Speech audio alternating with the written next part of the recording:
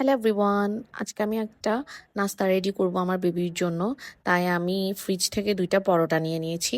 এগুলো আমার বাসায় বানানো পরোটা। এখন আমি পরোটায় একটু টমেটো সস ইউজ করব। আমি এটা আগে কখনো বানাই নাই, তাই আমি আজকে ফার্স্ট টাইম যখন রেডি করতেছি তাই তোমাদের সাথে একটু শেয়ার করতেছি কেমন হয় দেখি চলো। তোমরা চাইলে দোকানের কিনা পরোটাও ইউজ করতে পারবা। এরপর আমি একটু মেয়োনিজও ইউজ করতেছি। এটা একদম একটা ফাঁকিবাজি একটা নাস্তার রেসিপি। আমি নিজেও আগে কখনো খাইনি, আজকে আমি ফার্স্ট টাইম ট্রাই করতেছি। তোমরাও বেবির জন্য ট্রাই করে দেখিও। এরপর আমি একটু চিকেন ইউজ করতেছি, বেবিরা তো চিকেন অনেক পছন্দ করে। চিকেন সসেজ এগুলা দিলে বেবিরা অনেক খুশি হয়ে যায় নাস্তায়। তাই আমি একটু চিকেন আর একটু সসেজও দিলাম, একটু বেশি করে দিছি কারণ আমার মেয়ে সসেজ অনেক বেশি পছন্দ করে। চিকেন আর সসেজ দুটোটাই অনেক পছন্দ করে।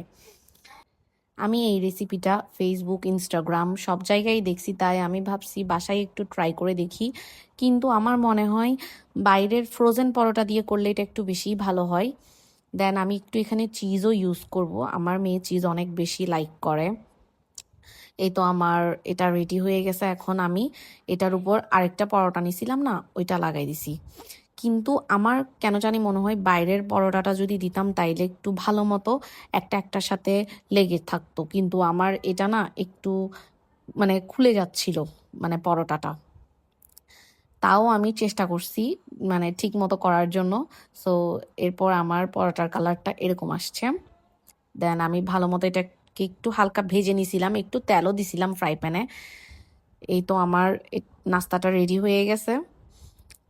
এটা খেতে অনেক মজা হয়েছে, দেখতেও তেমনটা সুন্দর না হলেও খেতে অনেক মজা হয়েছে। আমার বেবি অনেক পছন্দ করছে খেয়ে। তোমরাও ট্রাই করে দেখিও, অনেক অনেক মজা। চিজটা একটু ভালো ব্র্যান্ডের হলে আরও বেশি মজা হয়, তাই চেষ্টা করবা যেন চিজটা একটু ভালো ব্র্যান্ডের নিতে পারো। Thanks for watching, by.